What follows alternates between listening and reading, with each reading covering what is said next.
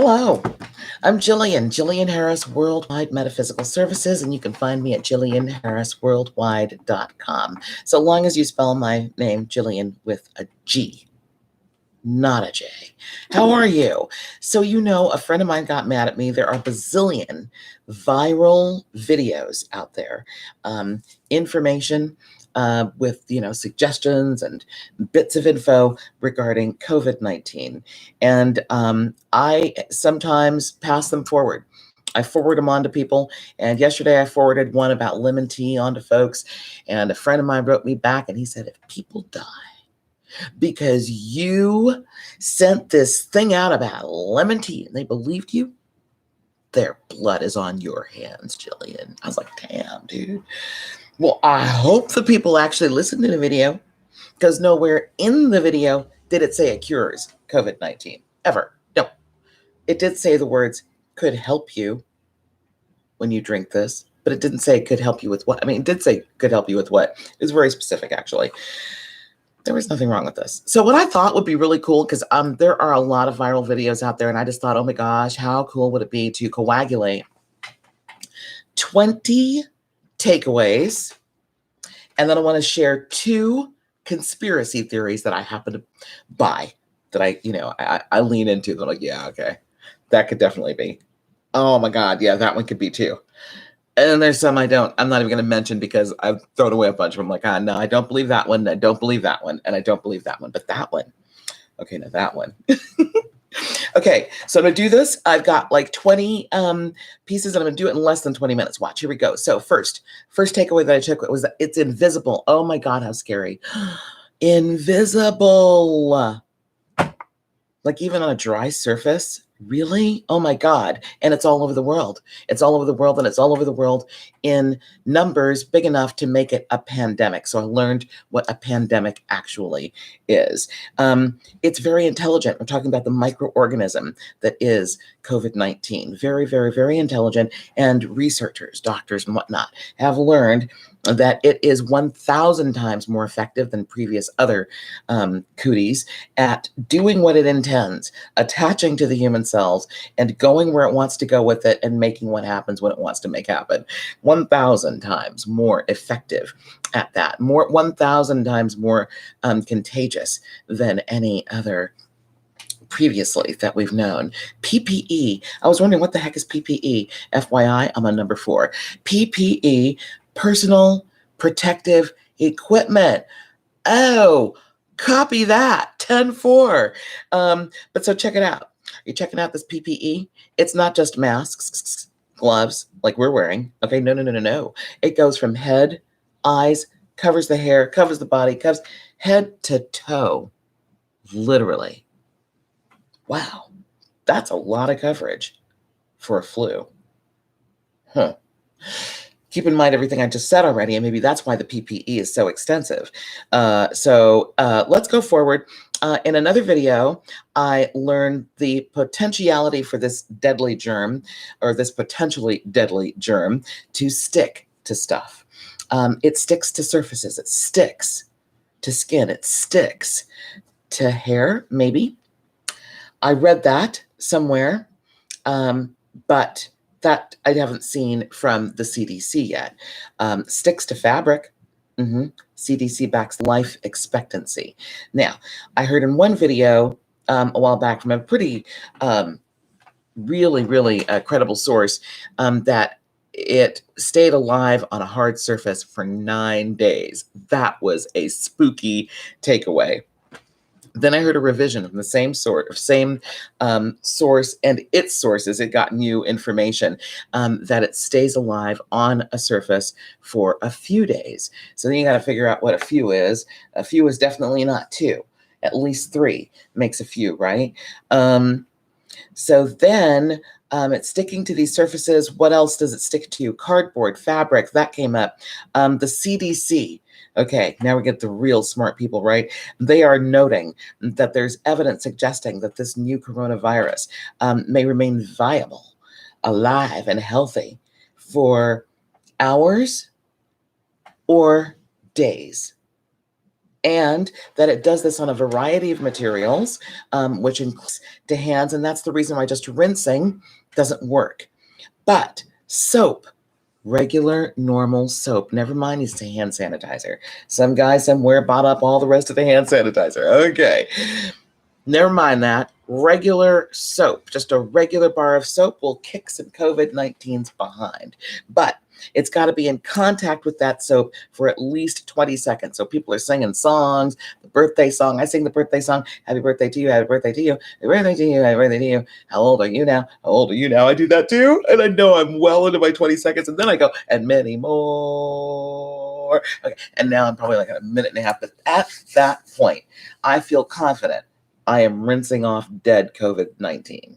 Yeah, because it has been just broken apart. Another video showed the structure of the COVID-19 cell. The membrane around the outside had like these little fat parts, and that's what so gets weakened by soap, and it just annihilates it. So soap is the bomb so long as it has enough time in touch with this ugly little cootie. So since it sticks to fabric, if you've been out and about and you like brush up against somebody who's brushed up against, and you know, that little micro speck of this thing is there, you know, when you get home, you don't want to necessarily bring that in your house. So I've like thought stuff through since getting this information, which was new for me. Next time that I, you know, go to my parents' house, I'm delivering groceries or whatever, I'm going to have a bag of clean clothes on the clean clothes that I've set aside for this moment. And now I can go in the house. We're already following a procedure where wherever we bring in stuff from the grocery store, we're wiping it down with Clorox bleach wipes. Because think about it, you got your gloves on, you're at the grocery store. If there's a speck of this new coronavirus on that bottle of ketchup, you pick up that bottle of ketchup, no, I don't want that bottle of ketchup, put it down. I'll take this bottle of ketchup, it's bigger. You take that one, now you've got it on that bottle, and anything else you pick up because it's on the gloves, and now you've got it on all this stuff. You have to like eliminate that. This is what we're dealing with this invisible virus. Okay, these are my takeaways from some of the viral videos that are out there with this information. Vitamin D, there was this doctor, I'm not sure what kind of doctor, but he's on this video and he's talking about vitamin D and how it helps to prevent respiratory problems. I was like, wow, really? I texted my own personal doctor. I'm like, is that true? He's like, it's not proven yet, but vitamin D is good for you, so take it anyway. I'm like, okay, I'll do that. There's another video. This is the one where my friend got mad at me about vitamin C, but that's old news. Vitamin C is old news in terms of how it helps boost the immune system. This particular video was talking about lemon and making lemon tea and how it washes, you know, the virus from your throat down into your digestive system so that your digestive juices can kick its ass. And while you're drinking lemon water, you're creating an alkaline situation in your body, which is just healthy anyway. Cancer, for instance, does not like alkaline situations. So there's that. Then warm teas and water, rinsing it down. Okay, so digestive juices will kick its ass. There was an audio clip. We'll get back to the rinsing down of the virus from the throat. Nah, I'm just going to skip ahead. There's this. It wasn't a video. It was just a post, and it had a graphic of a person and their throat, and it showed the coronavirus little balls in the throat, and it said that it goes to the throat and it can stay there for like up to 4 days before it moves on down into the lungs. So it's suggesting that during this 4-day period, that would be when you want to drink a lot of warm tea to move it down into the digestive system. So I'm seeing these viral moments popping out, reminding us to move it into the digestive system. There was an audio clip that came out of Italy from someone like somebody who worked in a medical setting there where they're having major issues, gathered up this information, sent it to a friend. The friend translated it into English and then read it into this audio clip. And basically it was from doctors who had done autopsies on people who had not survived the coronavirus. And it showed that the virus creates a mucus that solidifies The word used was solidifies in the lungs and bronchial passage area, airway, and that is where the respiratory distress would come from. And so, respiration. Okay, so now you're talking about respiration. Let's talk about respiration. Let's go further because it's spooky, right? Especially when you think about mucus solidifying in your lungs, like solidifying, really? How solid? Oh my God. And the shortness of breath. It makes sense now, right? So how it goes, I'm not a doctor or a nurse or anything. I'm a daughter of a nurse.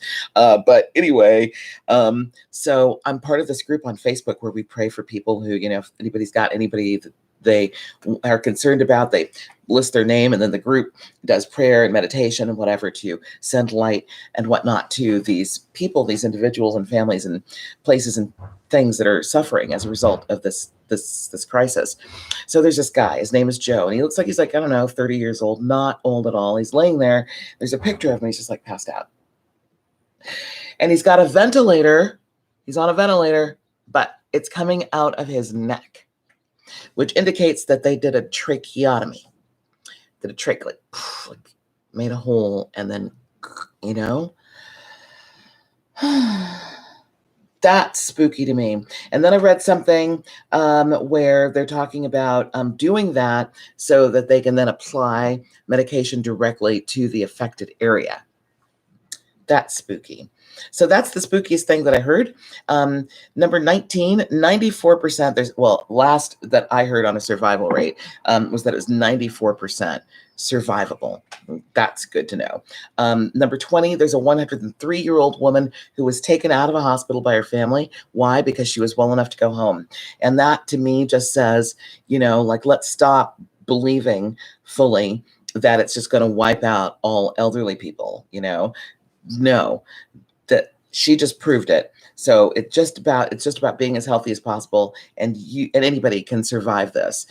And yes, it is potentially deadly as well, but it doesn't matter how old you are. In fact, what I heard in another viral post was that it's mostly people between the ages of 18 and 65 who are getting this. So the folks in their 70s and 80s are not in the high statistics right now in terms of this ugly virus. And then number 21 is that the law of attraction is still in full effect, and that our thoughts and feelings play heavily into the outcome of what we experience with anything, including this crisis. So that's something to keep in mind, and maybe how you want to spend your time in these days right now. Then there were a couple of conspiracy theories that I'm just going to really quickly go over briefly, because I've got a bazillion links that I prepared for you below. Look at the links, click on them. The first one is going to be this lady talking about 5G, like internet signal thing. It's strong. And there's a piece of her presentation where they're like senators asking, do you guys have any idea about the health effects of this frequency? And they're all like, no, we didn't do that part. But there's already, evidence showing that this kind of frequency can have an adverse effect on biological beings. So, check it out, make your own decisions on that. Then there's another one I buy more personally, that this is man-made. And there's a plethora of information on that. There's information about a patent for the individual or entity that was able to isolate the coronavirus from humans, and that was in 2007 or 2008. The link to see that patent on this is there. And what else do I have? Oh my gosh, I got a lot of stuff.